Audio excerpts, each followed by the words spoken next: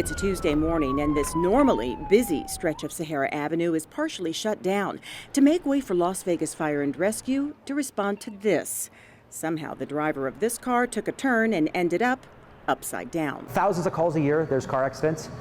They do, like I said, different priorities. So if it's a car on car and it appears minor by the notes that the person calls in for, then we send either an engine and a private ambulance, or if it's something that's more critical that needs extrication, there's a lot of critical victims on scene, we'll send our rescue with our engine. While the car didn't fare very well in this crash, miraculously and fortunately, the driver suffered only minor injuries and refused transport from EMS.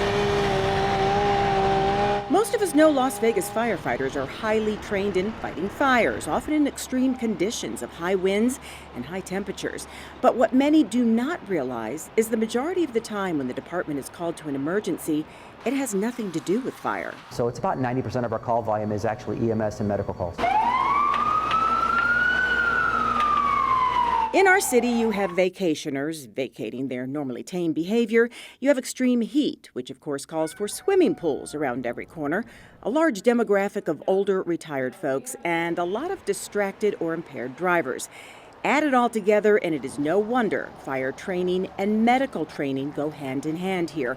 In fact, medical training is so important to our fire department, you cannot even begin the fire academy without a certain level of medical education. In the fire service, there's 3 different levels of medical education. There is the first level, which is basic. There's the middle level, which is advanced. And the third level is paramedic, or the highest level. To even apply for the job, you have to be a basic. We teach you advanced inside of our fire school. And then paramedic is another year of education contracted out through Mountain View Hospital or through the College of Southern Nevada that we send our firefighters to be a paramedic.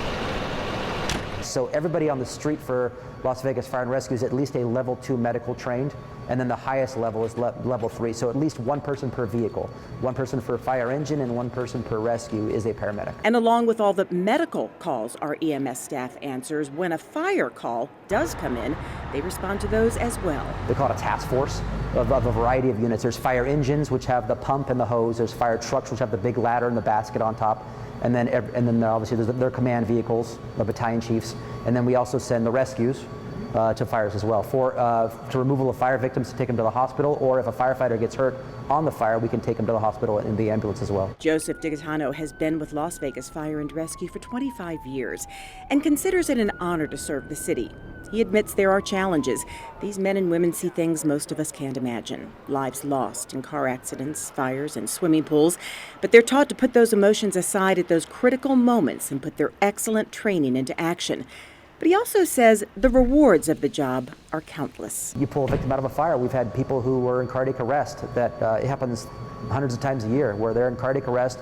We get there, and then inside of 10 minutes, they're breathing again, their heart is back, and by the time you get them to the hospital, they're fighting you because they don't want to be on your hospital gurney anymore, and they've been discharged with no deficits.